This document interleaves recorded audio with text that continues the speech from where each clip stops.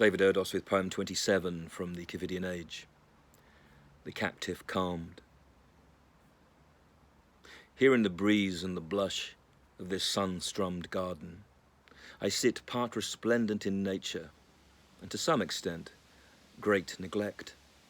The people who know of me will hold one face clear before them, while choosing to be unaware of the other, for which only a handful of names are suspects. And yet, we are all crimes in one sense, by remaining ignorant of each other. By using these separations as custom, it would appear that we are hiding, while shattered and stunned behind glass.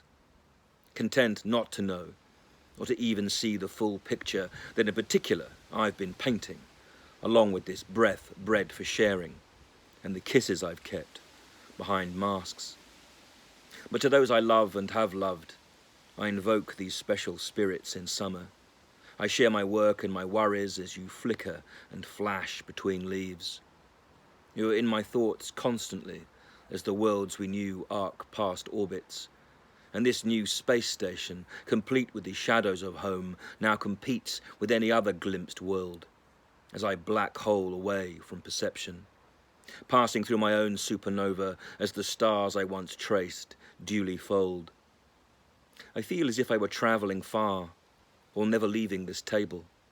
If this is a week of depression with another to come, I'll take hold of the small audience of the self, as I do my level best to distract him, attempting to warm myself from the fires within which we'll all lose control. At 50 I creak and rise from my seat and picture myself 10 years later. Then 10 years on, who will know me? And who will have read what I wrote?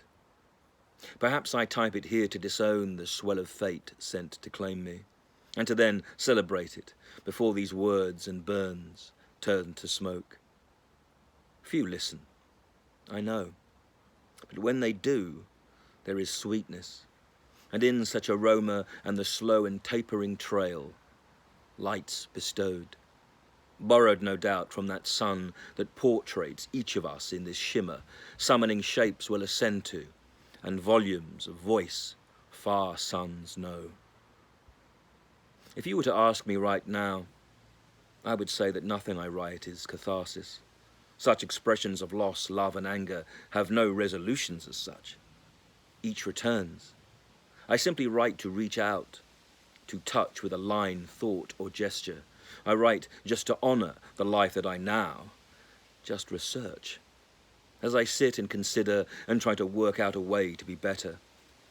In a closed world, windows open, and in seeing the sky, eyes still learn.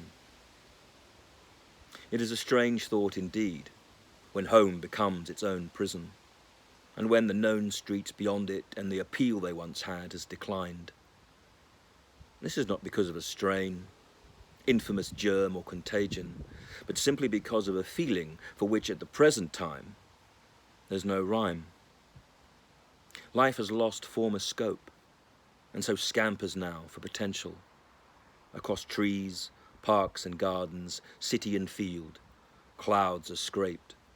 The precious bird of faith swoops, while I sit and remain, death's calm captive, forming each day my new sentence.